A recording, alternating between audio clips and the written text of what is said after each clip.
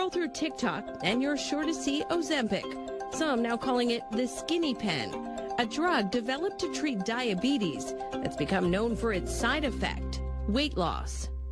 But there's another side effect to its soaring popularity, shortages. And now diabetics are calling out people just using it to drop a few pounds.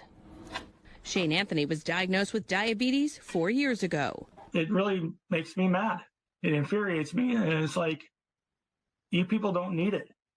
Us, the diabetics, we need it. We need it to stay alive. Yeah, there's been a lot of controversy around, a lot of buzz around Ozempic to begin with, and a lot of controversy around it. What it boils down to, and there's been a development in this story late today. Nova Scotia's College of Physicians has suspended the license of a doctor who allegedly signed more than 17,000 prescriptions in the span of just 3 months for that diabetes drug, Ozempic. The prescriptions were filled in Canada and mostly sent to U.S. patients. The reason we'd heard about this is because the alarm was raised really here in BC. So just a little background here. Ozempic was a drug developed to treat diabetes. It became known for its weight loss side effects and is surging in popularity, particularly south of the border. And that demand has seen some look to this side of the border to access the drug because, of course, it's much cheaper. Reports say 1 month of Ozempic costs around $300 here. It's a third of what it costs in some American states. Now, prescription drugs, of course, are cheaper here because a federal agency sets the maximum price a company could charge for those drugs, as opposed to the U.S., where the drug companies get to decide. And obviously, this drug is in big demand. But all of this raised red flags here in BC, where the health ministry had figured out that thousands of people in the U.S. had been getting their Ozempic this year from pharmacies in this province. BC's Health Minister Adrian Dix says that nearly 1 in 5 Ozempic prescriptions in BC went to American residents in the first 2 months of the year alone. Upwards of 15% of Ozempic prescriptions in BC were being filled for American patients, so 15%. By comparison, less than 0.5% of other drugs in BC were being prescribed to non-residents. You can see the trend here. And that, of course, prompted BC to announce a restriction on sales to non-Canadian residents to avoid local shortages of the diabetes medication. And then tonight we found out from Nova Scotia that one doctor who had been prescribing a lot, 17,000 prescriptions in just 3 months, has been suspended. This is in the Globe and Mail today, or tonight. Dr. Gus Grant, a registrar and chief executive officer of the College of Physicians and Surgeons in Nova Scotia, said in a statement that based on volume alone, the prescribing is not in keeping with the standards of the profession. I cannot see how the volume of medications prescribed could possibly be supported by proper medical assessment and judgment. On its face, the prescribing appears incompetent. We'll see how that plays out. Back here in BC, though, I mean, the health minister here, Adrian Dix, was thanking Nova Scotia for having made this move. They were calling on other provinces to get on board with this. But what exactly is going on with Ozempic? Is there any risk of a shortage here? Is it just preemptive, or are we really on the verge of something a bit dangerous? Joining me now with more on that is Dr. Tom Elliott. He is medical director of BC Diabetes. Dr. Elliott, thank you. Ben, it's great to be on your show. Tell me a bit about this Ozempic stuff, because all of a sudden it's in the news. It was mentioned on the Oscars. It's become a trend. Well, Ben, Ozempic is the trade name of a drug called semaglutide, and it is the most powerful medication we have for type 2 diabetes and for obesity. It was developed as a drug for diabetes. And it's been found that whether you have diabetes or not, it is a powerful weight loss agent. It's safe. It's covered by BC Pharmacare and in most provincial authorities across the country. And it's very effective. It's a very big part of my life as a medical director of a diabetes clinic in Vancouver. And of course, I look after people who have simple obesity as well. So it's a drug that I use a lot. I've prescribed more than 2,000 times.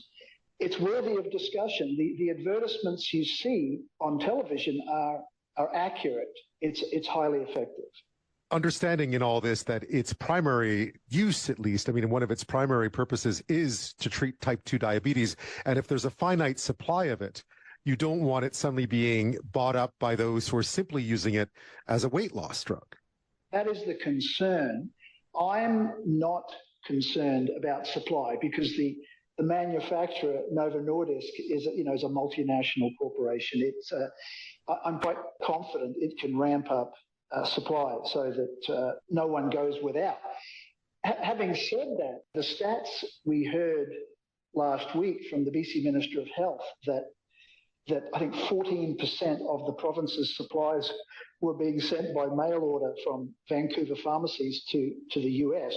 It was a surprise and concern.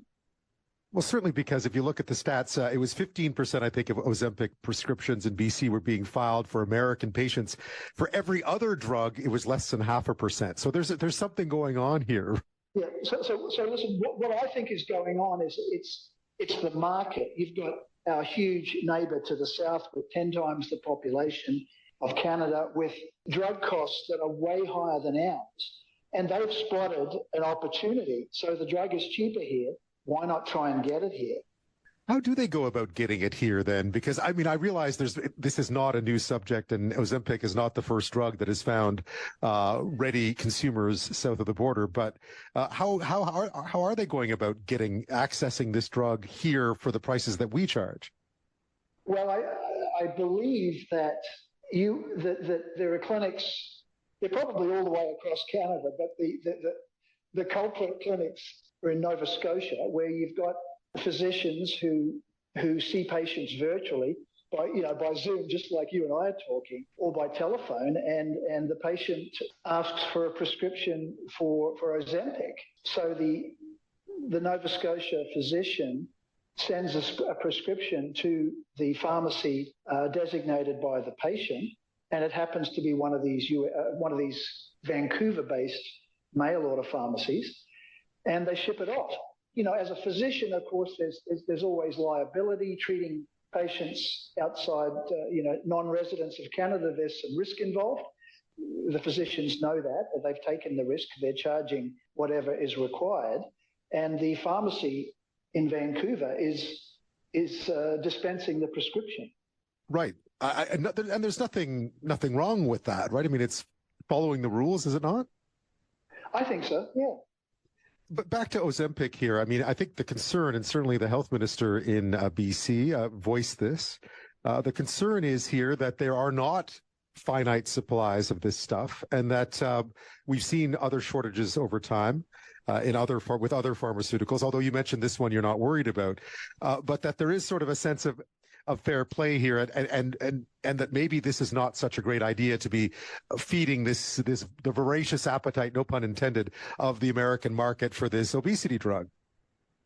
Yeah. I think you're right, and I think the minister's right. I don't think it's a problem. It's really just supply and demand, and the manufacturer's got a safe and very effective drug, and they're going to distribute it as necessary. Right. So if you're a type 2 diabetes patient, whether it be in BC or elsewhere in Canada, you don't think this is cause for concern, because people will read this and think, they're a finite supply of this medication, this vital medication is being sent to the U.S. for people who don't really need it. Type 2 diabetes is common. The primary treatment is lifestyle. It's if you're overweight, eat less and exercise more, you'll lose weight. As you lose weight, your insulin will work better. You've got diabetes because you're getting older, your hair's going grey, you're getting wrinkles, your muscle cells are dying off, and the cells that make insulin are dying off as well. So you don't have as much insulin, but if you are a leaner package and eating low carb, then your sugars are going to be way better controlled. So that's the primary therapy: eating less, going with low carb, low glycemic index, avoiding white food unless it's cauliflower or fish. And then if you haven't got to target, you add medication. If you're overweight, then the drug of choice is undoubtedly Ozempic. It's given by injection, Ben. We start with a small dose. We double it every 4 weeks. About 10% of people can't take it because of nausea and vomiting, but the other 90% do very well. Right. Ozempic, there's a pill form of Ozempic which has a trade name of Rybelsus, and in the United States there is a version that's 2.4 times stronger, same drug, just 2.4 times as much, for obesity alone that is called Wegovy. We don't have Wegovy yet. We just have Ozempic. If you look at what BC is proposing, then they want this to be stemmed, though. The province of BC was the first one to step out and say the federal regulators have to try and curb this because there isn't enough supply. The trend is in that direction, said Adrian Dix, the health minister, towards not having enough. Yeah. Well, I take that with a grain of salt. I've not heard of any shortages. There was first mention of it in late November of last year. But it never eventuated. So as I mentioned, I've got many hundreds, even thousands of patients on this drug, and I've never heard of a problem with them getting access. Well, Dr. Elliott, thank you so much for shedding some light on this. Thanks a lot. It's great to be on your show. Bye-bye.